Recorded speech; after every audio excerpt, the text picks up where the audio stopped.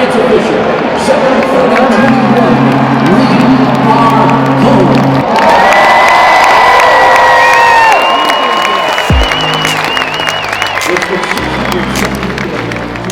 Today we are back here at Rogers Center because the Blue Jays are playing their first real home game in over 670 days.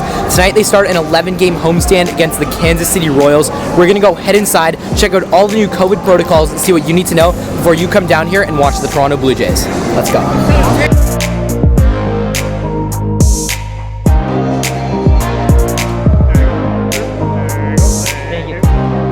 So we just scanned into Rogers Center and we made sure we had our tickets on our phone. So when you do come to Rogers Center, make sure that your tickets are going to be loaded up on your phone or you have them printed out. You can't really use a physical ticket to get in this year. They're not selling those. And also when we walked in, they gave us these really nice home Blue Jays masks. And on every single seat, they do have a t-shirt that has a similar design. So that's super nice.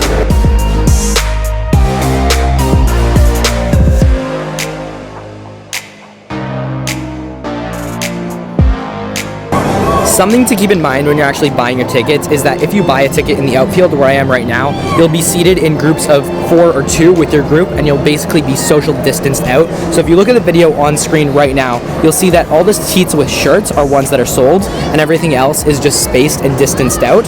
So make that aware when you're actually buying your tickets, whether you want to be in the outfield in more of a little pod area or in the infield where you're actually not distanced out. You are required to wear masks 100% of the time that you're in Rogers Center other than when you're eating or drinking.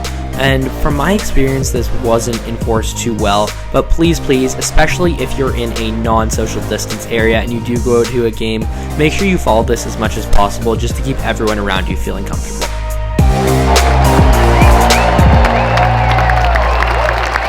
It's official. 7:21. We are home.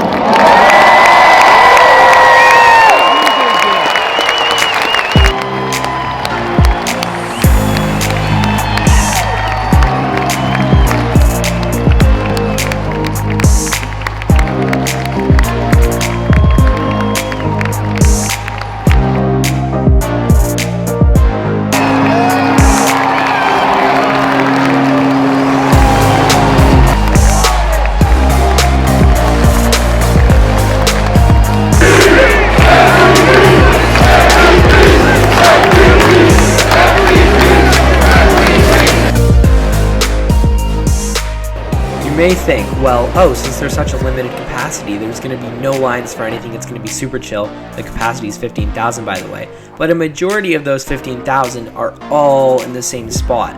And yet, not all of the concession stands are open. I don't know if this may be because of a staffing issue, or they just don't want to open them all because they have to sanitize them all, or what the deal with that is, but not all the food places are open.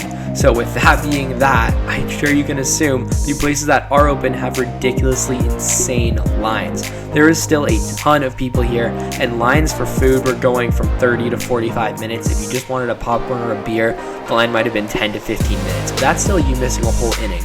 So make sure you're ready and prepared for that. If not, bring your own food and drinks in.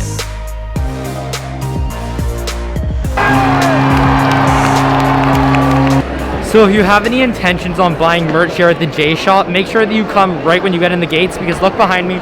This is the line right now to get in. There's a store capacity of 150 people, and the line is absolutely insane to get in. You'll probably be waiting at least an hour. It's nuts.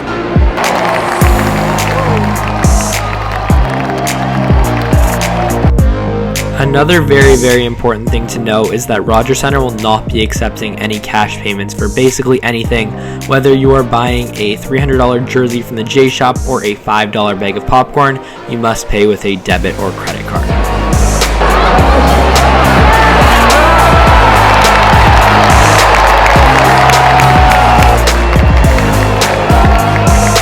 It was really cool to see that essentially every Canadian landmark, including the CN Tower and Niagara Falls, were lit up blue and white to celebrate the Jays coming back to Toronto.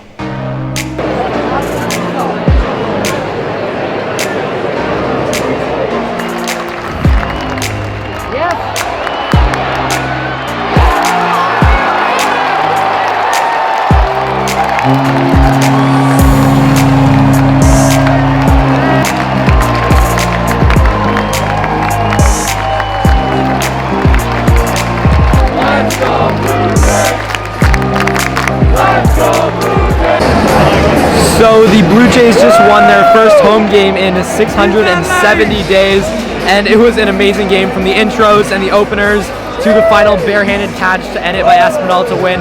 They won 6-3, I believe was the final score. So as you can see, the distancing here wasn't the greatest, but what can you expect? We're behind the plate in amazing seats, but in the outfield, if you do want to distance, you have the option there. Food lines were absolutely insane, as I'm sure you could see by all the clips that were already shown. So it was a mad, busy game, but a great experience overall. So if you did enjoy this video, make sure to click right here to see a playlist with a bunch of other Toronto attractions and different fun things you can do around the city. Click right here to subscribe to the channel, and I will see you guys in the next video. Bye.